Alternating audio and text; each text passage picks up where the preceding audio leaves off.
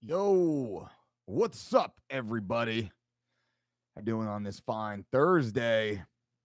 Thursday. It's Thursday already. Damn. I thought it was Tuesday. It felt like it's Tuesday. It feels like it's Tuesday. I'm going to make today my Tuesday because why not? That's the thing. When you do what we do, there's no Monday through Sunday. There's no day off. There's no time out. We do what we do and we keep on doing it. The topic of this video is sit up and listen. And once we get a couple more people in here, I'm gonna rant about it for a minute, and I think give you guys some helpful takeaways immediately, actionable advices. That's what we're here. Steel Jack City, boom. What's up, man? Roman Graham, what's up, brother? Good to see you guys. The notification crew is in the house. How does that pop up, by the way? Does it pop up like on your laptop, or does it pop up on your phone or your tablet? How does that pop up? I'd like to know that. I haven't seen any pop up on mine. All right. So sit up and listen. What does that mean? Sit up, motherfucker. We're like this. We turn into these slogs, hogs. Right now, if you're sitting, check yourself. Is your spine all twisted and sideways? Are you all like one shoulder forward, just kind of all crappy? Or are you sitting up tall? You got to sit up like a string attached to your head and sit up tall, nice and tall through the neck, even extending that neck up nice and high, nice and tall, extending from the seat, from the tag on your underpants, from the tag on your underpants, your tailbone. Think about from that point. Is that point centered directly? The pelvis, side to side, the hips, are they balanced evenly? So we have a nice straight spine going up through the mid back as I'm sitting up nice and tall, or you all crumped over, crappy, crumped over all day long, all day, all week, all month, all year, all career. And then you look at these people walking around the planet that we coexist with, and you're like, damn, like look at that all cracked up dude, or the person, and it might be you with the chronic back issues, the chronic hip issues, the chronic knee issues, the chronic ankle issues, the chronic neck issues, the chronic shoulder issues, the chronic rib issues. The way you sit, man, you sit all fucked up. This is a takeaway video. Immediately, you can fix this immediately. Think about it. And I do it too. I fall back into my comfortable position where I shift left. I sit most of my weight on my left side, and then I like curve my spine this way and lean on my right arm. That's the way I sit when I'm lazy. And I have to constantly remind myself to sit up. I can't move the camera. I usually have a different chair that has arms that raise up and down based upon my activity. So my arms are actually held and rested gently or so. It's not a fix by any means, but it makes sure the chair fits me. I think that's the point. The chair fits me better, and it reminds me to sit up straighter. That's the takeaway. Sit up and listen. I don't have much more to say about that. I just wanted to remind you guys as I caught myself sitting like Eric Cartman, just blobbing over onto my desk here. Let's answer some questions. Boom, Jack City. What's up, Roman Graham? Hey, man. Anthony Glaze. Good morning to you. Seth, what's up, Seth? Roman Grimes on the iPhone pop up. You make iPhone buzz. All right, that's cool. I didn't know that. Right on. David Murphy, boom, speaking the truth. Posture alignment, right? And I'm not an expert. I'm not pretending to be an expert. There's a great station on Instagram. They probably have other content called Move You, MOVEU, the letter U, all one word. I'm pretty sure that's it, but you'll find it pretty quick. They have great content, great takeaways. I'm not that. That's not my specialty. But at the same time, I'm in the field, in the profession, and I know what needs to be addressed, certainly what needs to be shared onto you. And then look to great content like that to develop my own systems or principle sets. So what are you doing? What are you doing about it? I'm not going to take my phone buzz. Boom, speaking the truth. Hey, coach, am I okay to prep my 3 weeks of shredded meals for one whole week? Possibly my best option for adherence when out and about for work. Suboptimal versus getting it done. Chris Ditting. So Chris Ditting is following the 3 weeks of shredded program at thedolcediet.com. We have a 4-week or 12-week program. They're awesome. Now, can you meal prep? You can meal prep, of course. You can meal prep a week in advance. Sounds like a long time, though. Think about this. If you can cut that in half to every 3 days, we can do every 3 days because and it's to the best of your ability. Like, if the zombie apocalypse or, you're out, in the field or in country for 24 hours, 36 hours, whatever your situation is, yeah, get your food in. Ideally, though, we want the food to be as fresh and natural as possible. And the food you cook on Monday, you purchase probably on Saturday or Sunday, which got to the grocery store Friday or Wednesday, which left the farm on probably the following week. So you just keep going back in time to like the freshness of the food for most food, unless you have access to some of the farmers markets and such. But even still, so that's ideal. So that's where we want to get to. And I know everybody won't get there. I know most of us won't get there every time for sure, but that's the aspiration. And then we do what we have to do. What we say is we meet you where you are and we walk with you. If that's all you can do right now, and shit, we work with some people, the only thing they can afford is some, Costco lean meats and rice and grains, like some Costco bulk stuff. They got $50 a week to get stuff in. Of course, they're not getting farm raised, wild caught, non GMO, free trade certified. They're not getting that level. We just meet them where they are and we get them into the habit. And then we start to upgrade through the brands and the quality, but also the mealtime, the prep time. Every 2 days, that's typically what we do. A lot of our meals we cook same day, but we have some of the bulk available from, the Sunday or Wednesday when we do kind of that bigger bulk cooking. But that's just like, some ready to go ingredients. And we usually add some fresh ingredients to that. Chris Didding, what's up, my man? Hey, coach, am I okay? Oh, just did that one. Cool.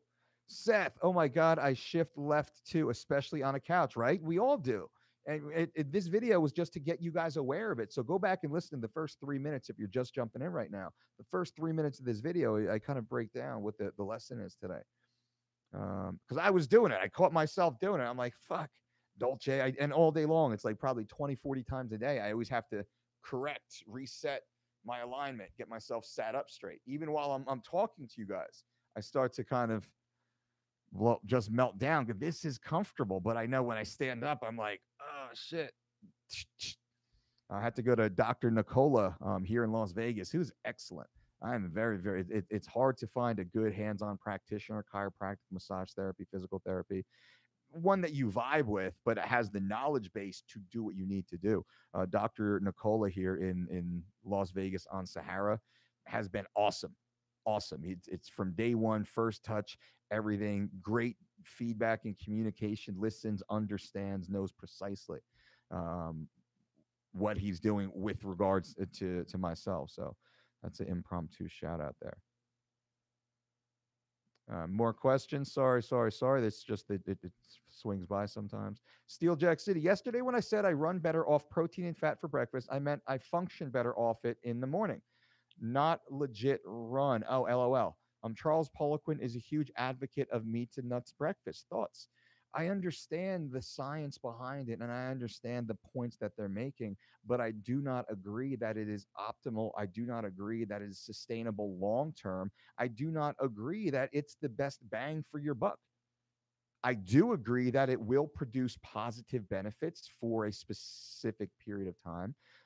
I do agree it has some measurable enhancements that we could point to, maybe digestion or probably blood sugar, things like that. We could point to those specifically.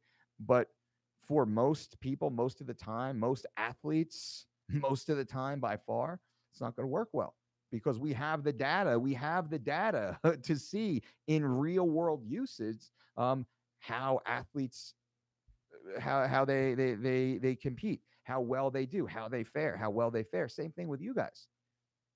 Same thing with you guys. For every time that's said, I point to our list of athletes who eat oatmeal nearly every day. Most of them have high carbohydrate. Higher, that's literally usually the highest carbohydrate meal of the day, though there is ample protein and ample fats and ample fiber in that meal also. How can that be the best way, and it's not the best way. Let me change this a little bit. Um, that is effective. What we say, our system is as good as any and better than most.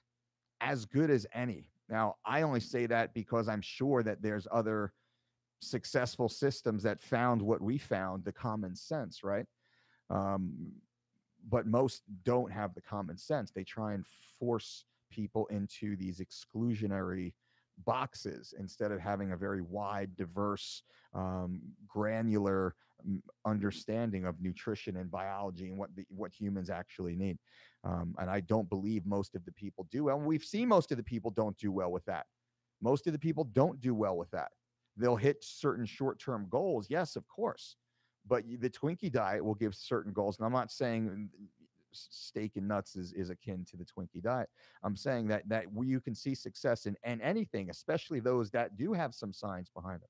But our system and our philosophy, our system is based upon our belief system, our philosophy that humans were designed to eat real foods in wide varieties, as close to the point of consumption as possible. What's available, what's around now, what's in season, what's fresh, what can I eat of that, what's in my region.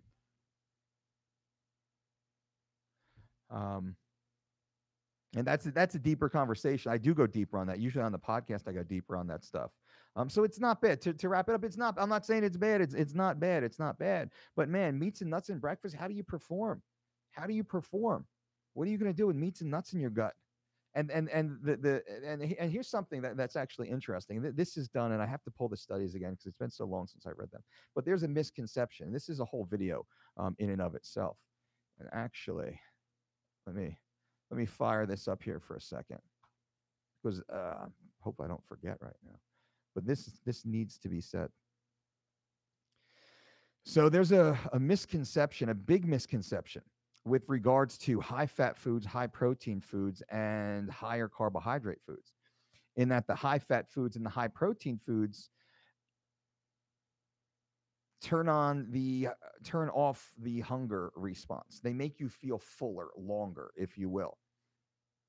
It's a misconception that many in the high fat community and the high protein community push. It's a misconception that high fat foods exclusively and high protein foods exclusively or even more efficiently reduce the feeling of hunger, because this was studied. I believe it was an Australian study, but I don't recall specifically, and I will pull that up later, and I'll probably do a deeper video on it. So I'm just going to touch on it briefly now, and I'll follow it up. And I haven't thought about it because I just take it as honest, as fact, as for granted, which is why I speak the way that I do. Meat, in fact, is not. And tests done, very, very validated, and then I'll destroy the data right now if I try and repeat it from my mind. But eggs and steak fell into the medium. Oats was higher as far as making you feel more full, making the body feel more full, making you feel more satisfied. So eating oats is actually more filling, more satisfying than beef. I believe it was ground beef that they used. That's not discussed, and this is why now I realize I do have to do a deeper review of this study and what this means. Also, the interaction of insulin. People they talk about the glycemic index, the glycemic rating of foods, but they don't as well understand the reaction of insulin and the thought that when you eat fats and you eat proteins, your body doesn't produce insulin, or your body produces low levels of insulin. That's false also, because beef, steak, red meat, eggs, other of these foods, these protein, fat dense foods, produce higher outputs of insulin than carbohydrate dense foods. And this is facts. This is facts. This is all well known. All this smart people, or the research people, the experienced people, we all know this. So to see a lot of the hocus pocus being blown in pop culture about the high fat diet, and a lot of the points that are being used to prop up the high fat diet, high protein diet, the war on carbohydrates, if you will. It's all based upon fake news because science has proven it. And if you do a simple research of everything I say, please, please do research everything I say, you'll see it's true. So what's their point again? What's their no, it doesn't make you feel fuller. No, you're not more satisfied. No, it doesn't have a lower insulin response to consumption. What are you saying again? Like, what's your point? Because that's really what you say. You feel fuller, so you don't need as many calories, and your body's insulin stays much lower. Therefore, you just become the sexy, sexy lean beast. That's pretty much what they say. But that's wrong. That's not true. So that's why I talk about what I talk about, the way I talk about it. That's why a lot of people don't like what I have to say, but it's true. It's true. Hey, coach, I'm okay. Read that yesterday when I said I run better. I got that. After sitting straight up for 10 minutes, back hurts. How can I stop the pain? Amrit, I would suggest you go to a doctor, get a diagnosis, see what's going on, and you should work with a hands-on practitioner like I do. Work with a hands-on practitioner who is licensed and certified to work with the spine specifically, or work with you as a human. That would be a medical doctor or general practitioner. But I keep practicing it. I feel better. I notice my neck actually. I was getting real stiff neck. I was getting stiff neck. Whew, stiff neck. There we go. Stiff neck. That's a t-shirt. Stiff neck. I'm gonna say that all day now. Because of all the years of heavy barbells on my back and dickheads pulling my head wrestling and MMA and all the hard training and getting stingers and shooting in on doubles with your head up and cracking hips and all that shit, getting choked out and your head twisted and contorted and jaw crushers for like 30 years. Stupid Dolce. And then sleeping and sitting all crappy, and then like cell phone head or typing away. You know, I'm aware now at 42 years old of more mobility, more health, maintenance. And this is things that, I was aware of in my 20s and 30s, but I felt great, right? You're a fucking machine. And you're stupid. I was much, much, much stupider in my 20s and 30s than I am right now. And I know I'm still stupid. So if I was even more stupid in my 20s and 30s, Jesus Christ, I was doing dumb stuff. But we get better, right? So this is the evolution that I'm coming through, and I want to share it with you guys because I believe that it certainly will help you. And again, to the topic of the video, it's that posture. It's getting that good posture and sitting up, right? Sitting straight up through the neck, nice and tall. That feels better, even when I just kind of get that slight traction, just lift ever so slightly and get nice and long, pull my shoulders down and back, but not overly so, and just try and sit up nice and straight. Feels awesome. And then I just kind of warp down again. I usually strength train 2 hours after not an intense cardio conditioning workout. Yeah, okay. Seth, I've been working on posture lately. Jeff Cavalier has a couple videos. Elliot Holtz too. Yep, those guys have a great channels. Jeff Cavalier, how do you say his name? Jeff Cavalier, Athlete X, great channel, great content, really, and very entertaining too. Does a great job. Elliot Holtz, also formerly of Strength Camp. I don't know what he's up to now, but he brings good, entertaining content. David Bourdoin, if I'm as lean as I want on 3 weeks of shredded, can I go to living lean? Absolutely, David. It's up to you. It's what's your goal? Because guess what? Whether you're following 3 weeks to shredded or living lean, you're still eating micronutrient dense real foods, earth grown nutrients. You're still eating amazing foods, healthy foods. You're still improving your health. You're still reducing risks of life related conditions, lifestyle related illness. That's what it's about. So what's your goal? What are you training for? What are you competing for? What we want you to do is we want you to set 3-week goal or 3-month goals. What do you want to do in 3 months? I want to lose 5 pounds. I want to do a Spartan race or a 5K or 10K or half marathon or ultra marathon. I'm going to, join the local softball league finally. Get back into softball after 15, 20 years, retired, raising kids and having family. That's awesome. Let's get you back into shape for that stuff. Summer's still here. It's time to, why not just fucking finish summer super fit? I did a video on the 7-month itch. If you haven't listened to that video, go and watch and listen to that video. Because I talk about July is when everybody hits the wall. July 4th, everybody peaks. They start losing weight in May or, some in April. Those who are most successful start in February. You don't worry about January. February is the time to kick in. February, March, April. Then some people, those in April do pretty well. You start in May or June, you're kind of just losing weight. you're not really looking bomb. If you're starting in February, your skin shrinks, everything changes. You look fucking bomb by that, because the 6 to 8 weeks is like everything shrinks. You lose weight, and your skin's a little saggy. You haven't really started to sculpt and shape the muscle yet. All that stuff. So that's an aside. Um, Amrut, how to increase joint fluid? Please help me. Ooh, I don't know. That's not a specialty of mine.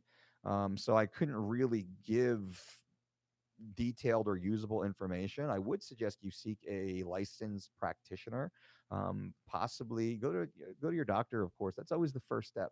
Always the first step. You should be on a damn. You should be on a text message relationship with your doctor if possible. They should be your best friend. You should look forward to seeing them and going over your great results constantly. And this is things going on or that thing's going on. That's the whole point of it. That's what you should be doing. That's healthcare. The other stuff is sick care.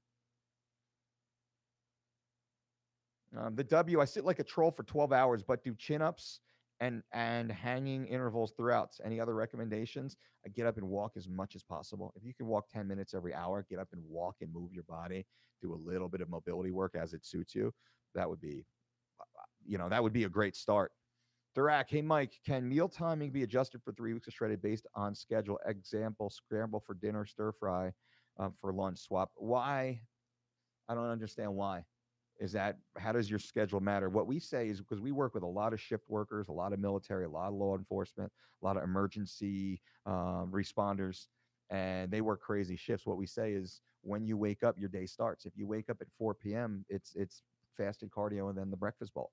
It's not your 4 p.m. meal. It's when you wake up, because when you wake up, you typically go on to live your full day.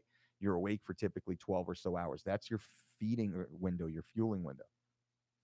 Louis Morales, on refeed days, do you consume more calories per meal or more meals throughout the day? Both, whatever suits my fancy. Refeed days are a little more flexible. I don't like to eat big meals because, and this is something that we talk about, we don't eat big meals. We eat until we're satisfied, not until we're full. We eat based upon activity every 2 to 4 hours. I don't have to overeat on meal one because I know 2 hours later I could eat again, and 2 hours later again, and 2 hours later again, and 2 hours later again, and 2 hours later again. Think about that much eating. Hold on a second. The wife calls. Hey, wife. Hello. I'm doing a YouTube live right now, and you're on the microphone. Hi, everyone. Okay. Bye. Okay, bye. Pro tip right there. When the wife calls, you answer the phone. You answer the phone. You don't play games. You don't act coy. You don't act like a dickhead. When the wife calls, when your significant other calls, you answer the phone no matter what you're doing. If I am in a business meeting about to sign a contract with Mark Cuban and my wife calls, excuse me a second. What's up, baby? Okay, salmon. Yeah, love you. Bye. Anyway, Mark, back to business.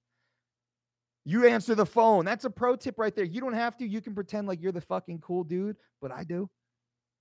And it's awesome. And you should. And that's what I expect in return, because who knows what is needed on the other end of that call. And for every million times that it's just hello, the one time that is needed, your voice is needed in that moment in time. You can't miss that opportunity. That's a pro tip right there. Been doing body weight only, building proper foundation and correcting injuries. So I'll be ready for squats and sakes. Seth, that's awesome. Awesome. Steel Jack City. Awesome. Thanks, Mike. You got it. Alex, what is your favorite workout for abs? I like hanging leg raises, but really different, corkscrews and things like that. I like different, Russian twists, just everything that really throws me off balance. Russian twists on a Bosu ball, things like that are good. Lots of chopping and swinging and twisting and torquing and all that stuff. Sleeping, obviously, JA Hybrid says, has a big impact on posture as you're in it for a pretty long time throughout your life. So do you have a sleeping technique? I do. The one I'm using right now, and I kind of rotate through, is having a good pillow that's slightly bigger in the neck, gives me just a little bit, and I sleep on my right side, gives me just a little bit of extra support in my neck, and then the pillow is kind of smaller through here. I have a big, like a leg pillow that's kind of my feet and ankles and knees and like thighs can be all pinched on it. And I keep a smaller pillow, like in a headlock, so my massive girth doesn't just kind of fold over. So I have like a nice pillow, and I kind of hug that and sleep like that. I will say my right shoulder is slightly more stiff than my left. It doesn't quite have the same range of motion. And I theorize that's likely as a result of being crushed, or just stuck and stiff in that tight range of motion, where this shoulder has obviously free mobility. Um, and then so I'll shift and go onto my back for a few months. Probably it's like a few months at a time. You get into a sleeping position, and then I'll try and shift and go onto my left side and kind of keep everything hopefully balanced. That's just what I do. Roman Grant, Mike, I found that I digest rice products better than wheat or corn based. I love oatmeal, but makes me bloat, so I use cream of rice. Most of my carbs are white or sweet potatoes. Samir, I love it. We're big fans of rice, specifically jasmine white rice. Big, big, big, big fans, big users of it. People blows their mind. It blows their mind. Like the whole point of eating rice is glycogen. That's the whole point of rice. The whole point of eating rice, it's a fuel pack. That's the way we look at it. It's a fuel pack. We're not looking at rice really for any of the micros. We're just looking to optimize glycogen stores for later use as glucose during some sort of glycolytic activity. That's the whole point of it. We're just trying to stock up on the fuel and then get all the vitals from all the other. And rice is just one. It's a half a cup. You're eating probably 40, 50 other ingredients on that same day. People freak out. Brian Brosey, what's up, my man? Good to see you, Coach. Zirak Khan, hey, Mike, I always seem to crave unhealthy foods 2 to 3 days after eating good, and a sudden dip in mood and motivation. My nutrition is good, and I'm getting decent sleep. Any ideas? Your nutrition is good, but every 2 to 3 days, you get this crazy crave to eat bad food. That's what I'm getting here. I don't know for sure. I would assume that there's a social, cultural, emotional attachment to food, and maybe situations, or days of the week, or what have you, or individuals, people, bagel Friday at the office, or, something like that.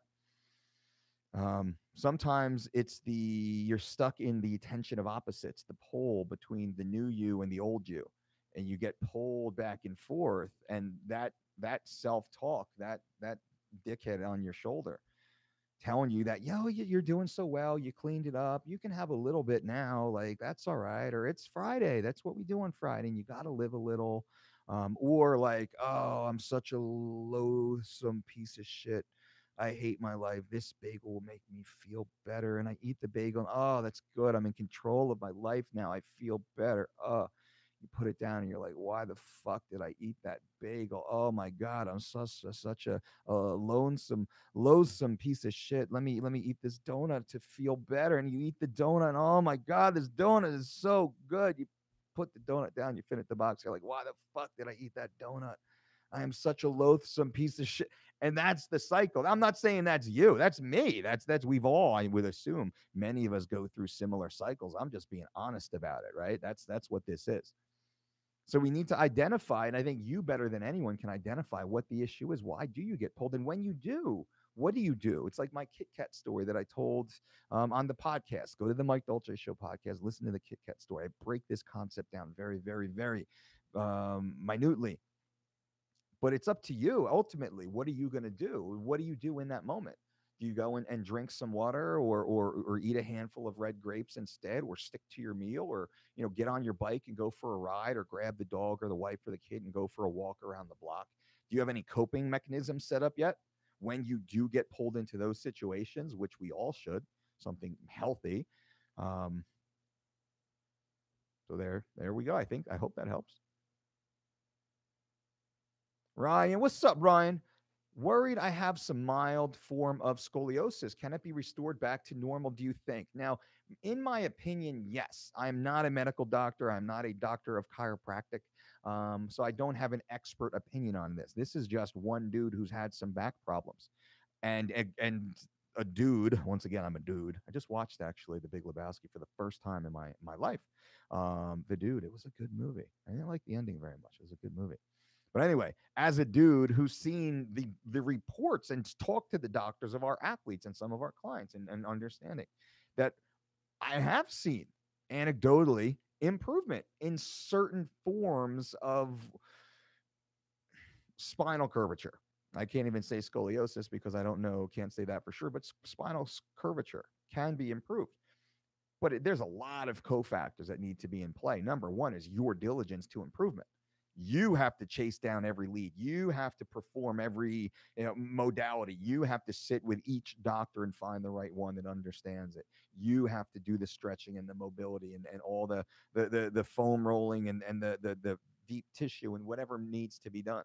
You have to do that. But yeah, I think it can be improved. And I have what could be considered a mild form of scoliosis. If I have slight curvature, kind of it kind of weaves in and then kind of weaves out this way towards the top. So I kind of curve just a little bit this way, but I'm aware of it. And that's why slowly getting things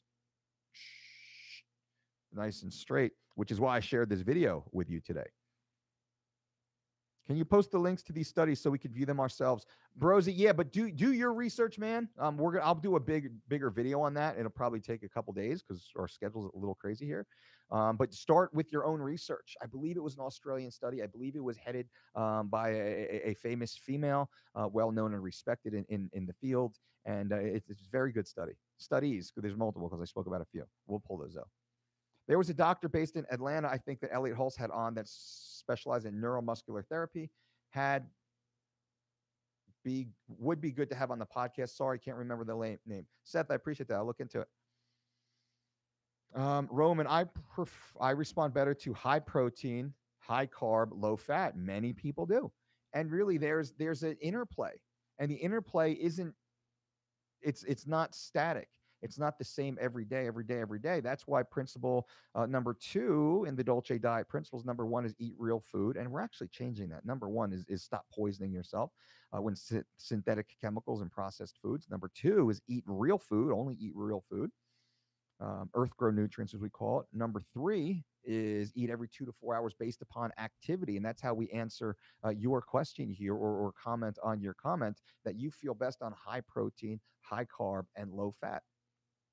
And we say you eat based upon the activity. What did you just do? What do you need to replenish? And what are you about to do? What raw materials do you need on hand for the next 2 to 4 hours? If we think like that, then you'll see the carbohydrates change dramatically. The protein tends to stay static with many, but the fat and the carbs, the fuel sources, should change a little bit, and that's what it's about.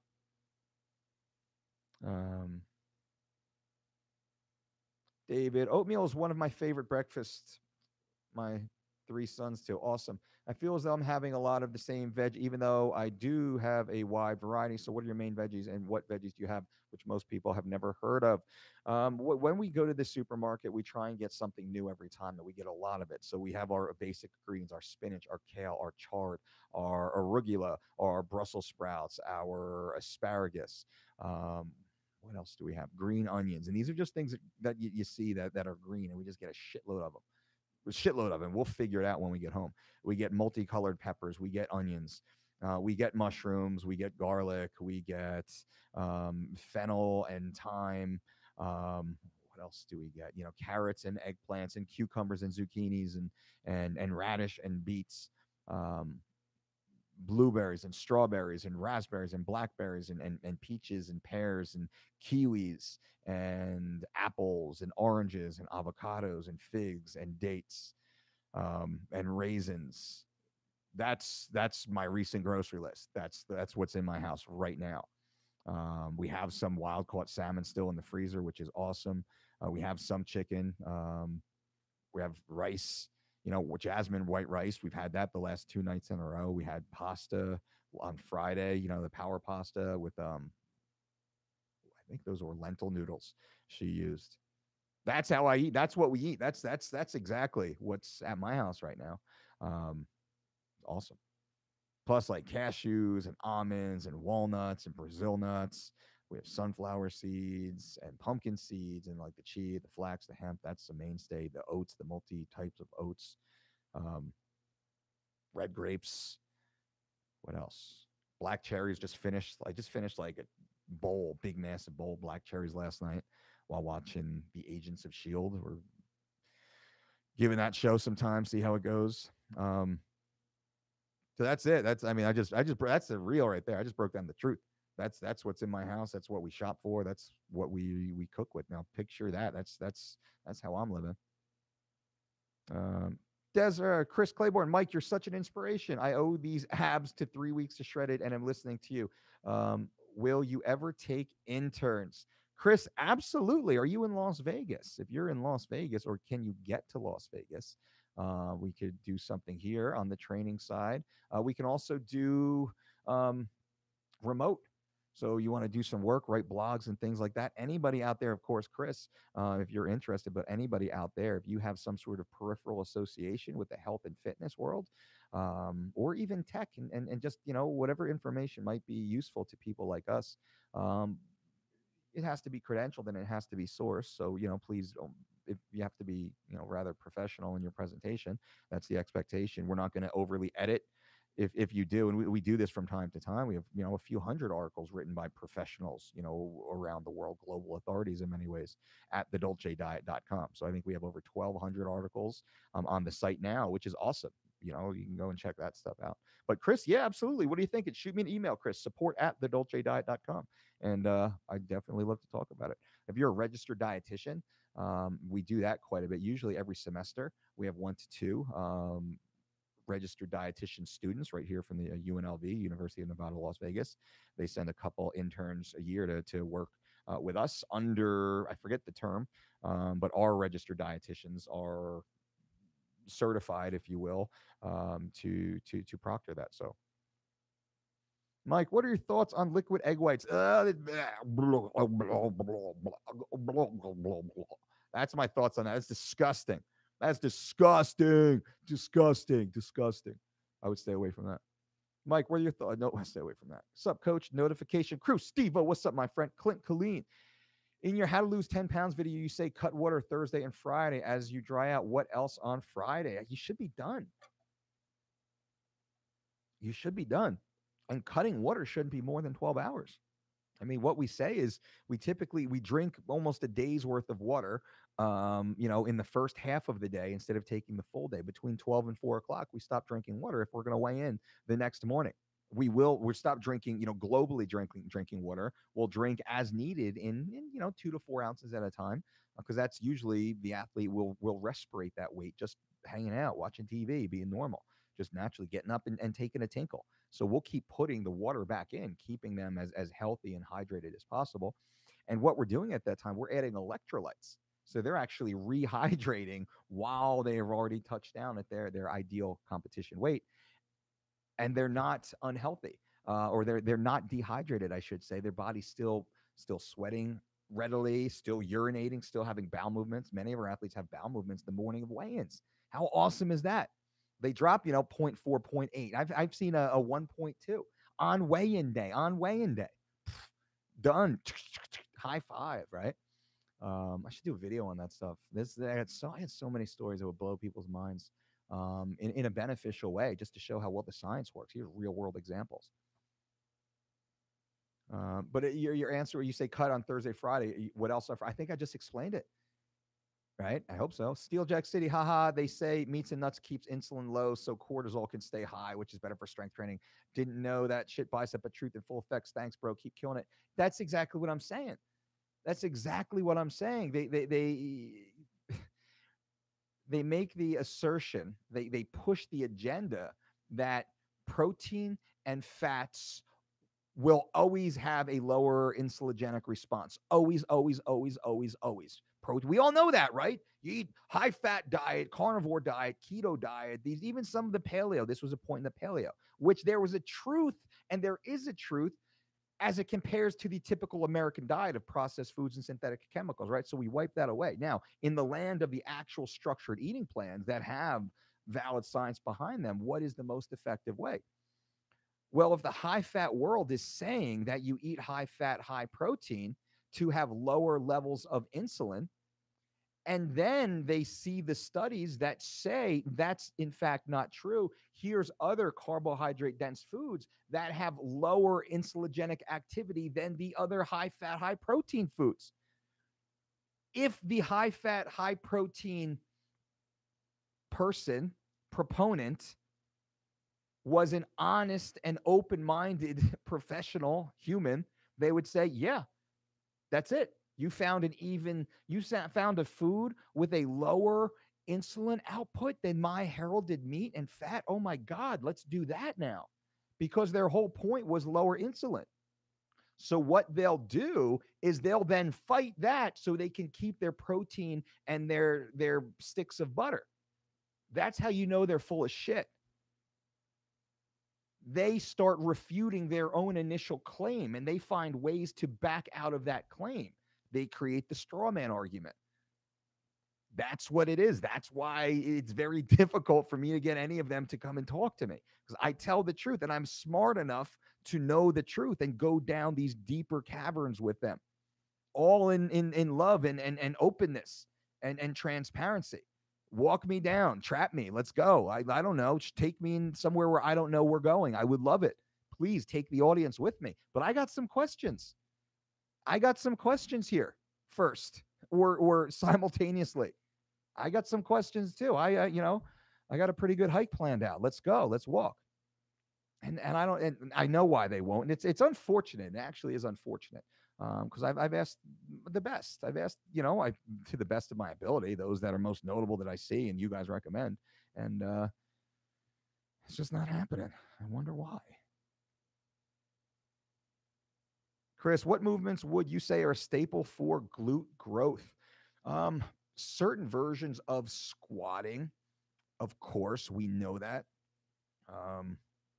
Lunging in all forms. So I won't say like just one type of squat, but I'll say the act of squatting, the act of lunging, the act of extending, of opening those hips. You think about a lot of ladies, they miss what the glute med does.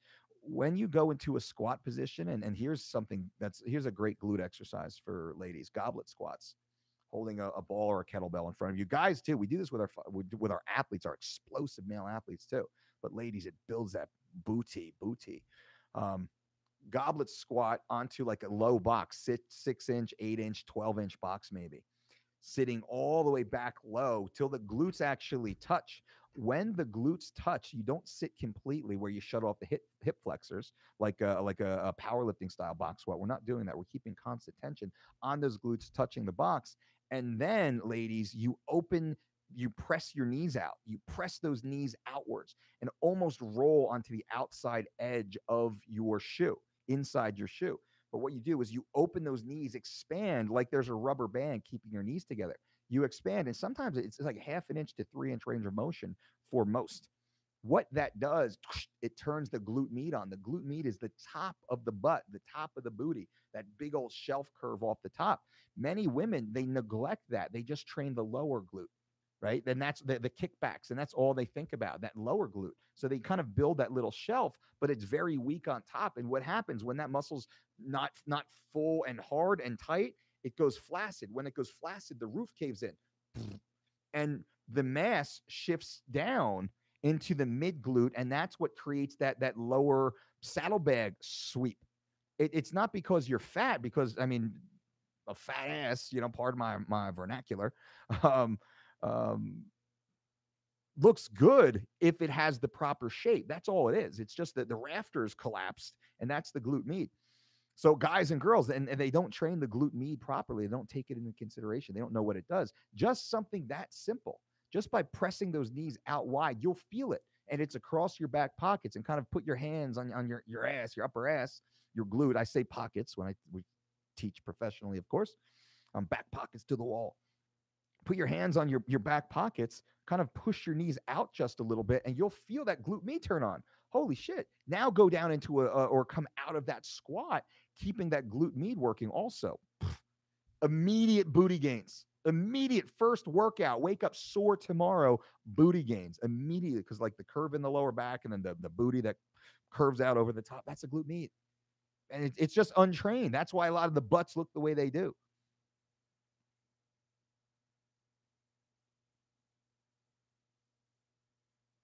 Brian did a whole podcast on fighting the sitting flexed position. I am a student physical therapist and DDC. Check it out on the Wellman's podcast. Absolutely, Brosy. That's awesome. The Wellman's podcast, my good friend, Mr. Brian Brosy, and also a Dolce Diet certified coach, as well as a physical therapy student right now. Awesome. We love Mr. Brian Brosy. The Wellman's podcast. Check him out. Kirsten Calloway. Hey, Mike, it's my birthday today. Happy birthday, Kirsten. That's awesome. Wanted to say thanks. 3 weeks shredded plus living lean has made my birthday so much more special. I feel amazing, and I'm looking forward to another healthy and happy new year. You the best.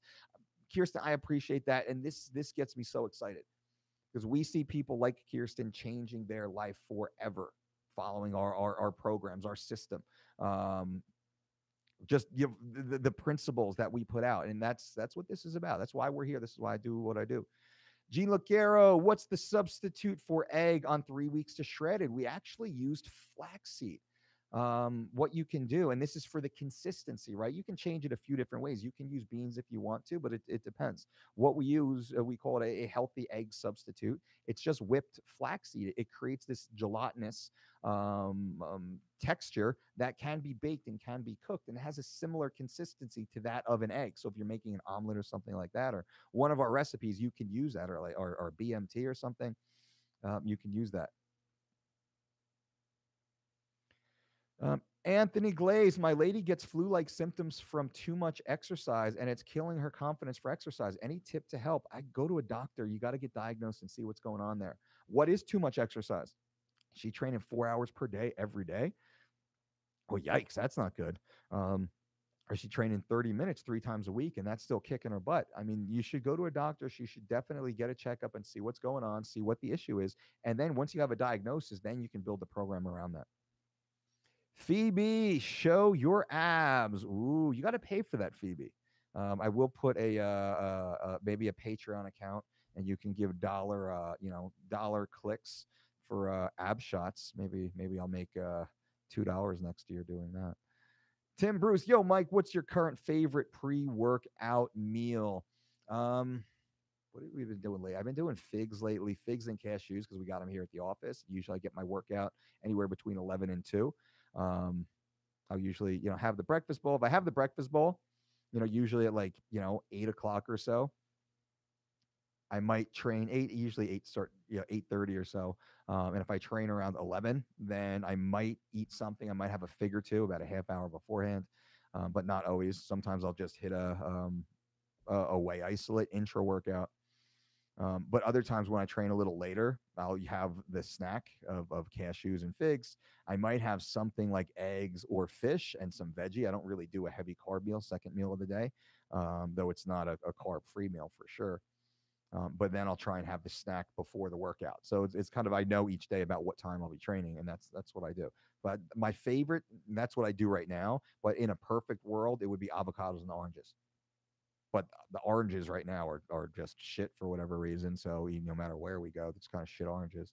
So we're just doing the figs. Viewing, doing well. How are you?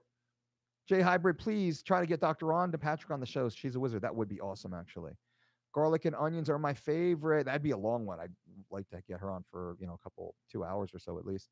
Garlic and onions are my favorite to add to any food. Awesome. Paul Denham, hey, top fellow, what's up? Clinton, is jasmine white rice Thai white rice? I don't know the Thai white rice. It might be very similar, but Thai rice is Thai rice and jasmine rice is jasmine rice. But the jasmine or white rice, you can't go wrong. Hawk, what's up, my man? Hey, Mike, hope you're going good. What are your thoughts on fartlek training, speed play, as the Swedes call it, right? Fartlek training. It's basically where athletes, usually runners, endurance athletes that have certain, I'm getting too complex on it. Fartlek training essentially is where you jog and then you sprint as a part of a single workout, and you don't do it in intervals per se. You do it more for fun. That's speed play is what fartlek literally translates into, speed play. So you're working on speed and explosion, and then you're just kind of playing. You're running through parks. You're skipping benches. You're running through the streets and window shopping, and then boom, you explode to the next corner or to the next bus or to the next hill or the red mailbox. Speed play. We do that quite a bit, different versions of it. Mr. Dolce, do you ever grill your meats or veggies? Do you use charcoal or gas? That's actually a good one. And we grill a lot less. We will grill sometimes if we have the um, um, the right briquettes, and I know that there's a wood that we use from time to time that we've grilled with. Um, but we don't grill as much because of that, because of the charcoal and because of the propane and because of the chemicals that are given off through the combustion. It sucks. It sucks when I figure that out. I don't even. I should tell you guys. I got to tell you guys now. But there's a definitive chemical residue that's on your food when you're cooking with propane, and you can think about that. It's the byproduct of that heat, right? That's what's happening, and it's all over our food. Now, is it dangerous? We could debate that. Is it deadly? We could debate that. Does it have short term or long? We could debate that. But is it happening? We can't debate that because it's true. It's there, 100%. So I do try to avoid to the best of my ability. It doesn't mean I won't have some grilled chicken here or there, or grilled whatever from time to time at a restaurant. But we prefer broiled actually instead of the grilled now. We've been doing a lot more broiling, um, which has its own not an issue, not nearly the same. We do a lot of baking, a lot of baked meats and such now. So that's just real. All right, I'm gonna get out of here in a minute or two. We're almost there. We're over 50 minutes right now. Jesus. You always talk about coffee. I'm not a huge fan of the taste. I was thinking cold brew may be the best way to ease into it. Could you recommend a roast or a blend or something to get me used to the taste? What I would recommend is my good friend at cavemancoffeeco.com. Cavemancoffeeco.com. That is Tate Fletcher and then Medine of Mean, Keith Jardine, both well known, respected OGs in the MMA world and excellent entrepreneurs in their own right. Just very, and good dudes, good humans, so they put out the Caveman Coffee brand. It's my favorite coffee for sure. You can use my personal promo code Dolce at cavemancoffeeco.com, and that'll save you guys 10% on whatever you test or try or order. Um, but it's delicious, and I know they have all different. Their product line got a hell of a lot bigger. I'm here in Las Vegas, so right down the street, I grab a from Fruits and Roots cold processed cafe that has great organic coffee. So I get a little espresso or Americano from time to time, but straight black, right? No sweeteners, no additives. Goblet squats are beast mode squats. Hell yeah. Tom Jones. Hey, Dolce, it's your mailman pal here again. Would you suggest always fueling up before the beginning of the 11-mile route, or maybe use the first hour or so walking as fasted lists? I don't think you need the fasted list walking 11 miles. Um, you could if you wanted to, but man, that's pretty intense.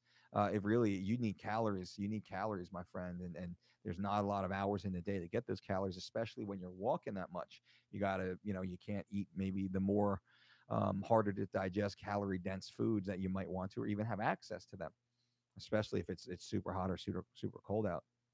Tom Jones, I'm 6'2", 200 pounds, eating around 4,000 calories on working days. Primary goal is recomp.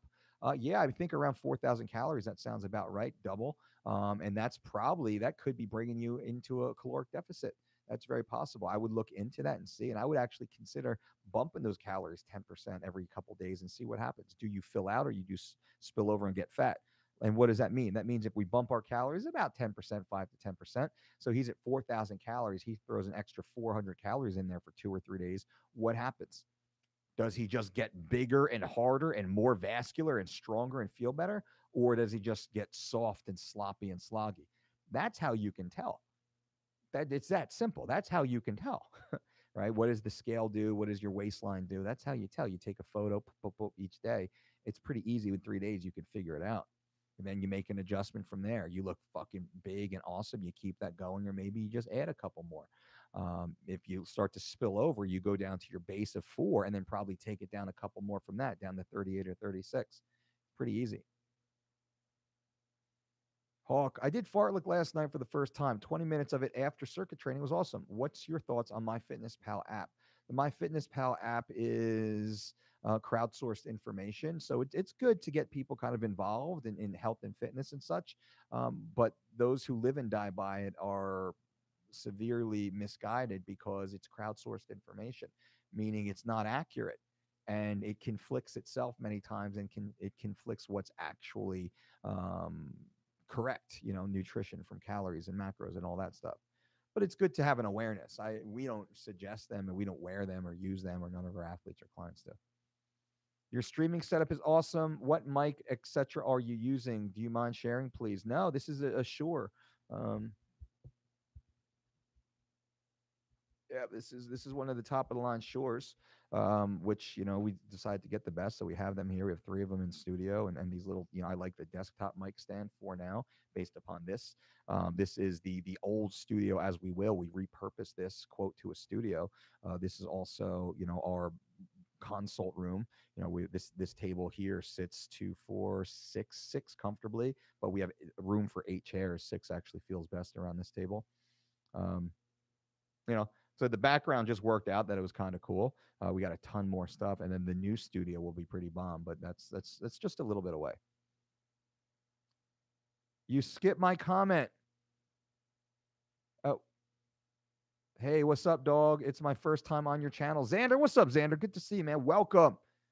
Expect a lot of curse words here, a lot of common sense, a lot of curse words for sure. What's up, Aram? Expect that, but otherwise it'll be good content. Interesting to hear. So as many swear by it. Xander, you answered that. Hawk, thanks for your time. You're awesome and a huge inspiration, as I've told you many times before, dude. I appreciate that, my man. Thank you. FTW, how do you survive Las Vegas during this summer? It's rough. It's rough. It's rough. We stay super hydrated, right? Keep the AC pumping, stay super hydrated. We got a bunch of air purifiers. We got a couple here in the facility. I got a bunch in my house because you got this so much circulated air pumping through your life, right? You got to try and filter that as best possible. Hydrated. That's it. There's not a lot to do outside when it's 110 degrees, no matter how tough you are. So try and get my sunshine in 5 to 10 minute bursts from time to time, and then not exactly during peak. That's what I do. That's how I get by. Count me your new sub, brah. I'm from LA, by the way. Xander, awesome. Welcome to the community, man. Glad to have you in here. Be sure you give me a thumbs up now, motherfucker. And everybody, give me a thumbs up on this if you like the video, if you appreciate the content or my time. Goddamn, talking to you fools for an hour or so straight. Give a thumbs up so I know you care. I know that we're on the right track. Hopefully, it lets YouTube know that you guys care about the content that we're putting out. And Hawk says, if I come to LA next year, will you head down there and train me? I'll pay you, of course. Of course. We do that all the time. So if you want to come to Las Vegas, or you want myself or one of our coaches like Mr. Adrian Ramirez, who's here to meet you out in LA, we are happy to do so. And this is what we do. Where we meet you where you are, of course. We meet you where you are and help you from there. Like and share. There we go. I appreciate it, man. Thanks, Xander. All right, guys and girls, thank you, guys, and the 3 girls I think that actually follow our channel. Right? That's Johan, that's Kirsten, and that is Kim, who's on here. I know we got a couple more, but that was on today's. Awesome. No, I want the main. I appreciate that. All right, guys and girls, I'm going to pop out. I appreciate you. Remember, go to thedolcediet.com and get that 4-week or 12-week online weight loss program. You can finally get laid for the first time in your life, consensually, of course, or at least you'll have an opportunity to, because you will be a sexy beast if you go to thedolcediet.com and check out the 4-week or 12-week weight loss program. I love it. You love it. The ladies love it. And I go back and watch the first 4 minutes of this video, guys. That's where the major content was. And then I think during the middle, we had some really good stuff, actually. So listen to the whole hour.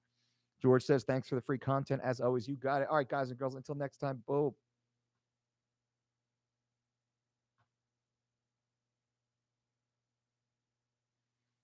What's up, Aram?